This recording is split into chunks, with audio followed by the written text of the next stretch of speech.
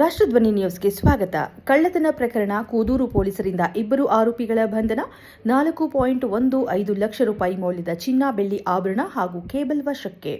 ದಿನಾಂಕ 31/5/2025ರಂದು ಕುದೂರು ಪೊಲೀಸ್ ಠಾಣಾ ವ್ಯಾಪ್ತಿಯ ತಾಳೆಕೆರೆ ಹ್ಯಾಂಡ್ ಪೋಸ್ಟ್ ಬಳಿಯ ದೂರುದಾರರ ಮನೆಯಲ್ಲಿ ಯಾರೂ ಇಲ್ಲದ ಸಮಯದಲ್ಲಿ ಮನೆಯಲ್ಲಿದ್ದ ಚಿನ್ನಾಭರಣಗಳನ್ನು ಕಳ್ಳತನ ಮಾಡಿರುವ ಕುರಿತು ದೂರುದಾರರು ನೀಡಿದ ದೂರಿನ ಮೇರೆಗೆ ಕೂದೂರು ಪೊಲೀಸ್ ಠಾಣೆಯಲ್ಲಿ ಮೋಸಂ 167/2026 ಕಲಂ 331/3 305 BNS ರೀತಿ ಪ್ರಕರಣ ದಾಖಲಿಸಿಕೊಂಡು ತನಿಖೆಯನ್ನ ನಡೆಸಿ ಕಳ್ಳತನ ಮಾಡಿದ ಇಬ್ಬರು ಆರೋಪಿಗಳನ್ನು ವಶಕ್ಕೆ ಪಡೆದು ವಿಚಾರಣೆ ನಡೆಸಿ ಕಳ್ಳತನ ಮಾಡಲಾಗಿದ್ದ ಸುಮಾರು 4,15,000 ರೂಪಾಯಿ ಮೌಲ್ಯದ ಚಿನ್ನ ಮತ್ತು ಬೆಳ್ಳಿಯ ಆಭರಣಗಳನ್ನು ಹಾಗೂ 400 ಮೀಟರ್ ಪಂಪ್ಸೆಟ್ ಮೋಟಾರ್ ಕೇಬಲ್ ಅನ್ನು ವಶಪಡಿಸಿಕೊಂಡು ಒಟ್ಟು 2 ಪ್ರಕರಣಗಳನ್ನು ಪತ್ತೆ ಮಾಡುವಲ್ಲಿ ಕೂದೂರು ಪೊಲೀಸ್ ಠಾಣೆಯ ಅಧಿಕಾರಿಗಳು ಮತ್ತು ಸಿಬ್ಬಂದಿಯವರು ತಂಡವು ಯಶಸ್ವಿಯಾಗಿರುತ್ತಾರೆ.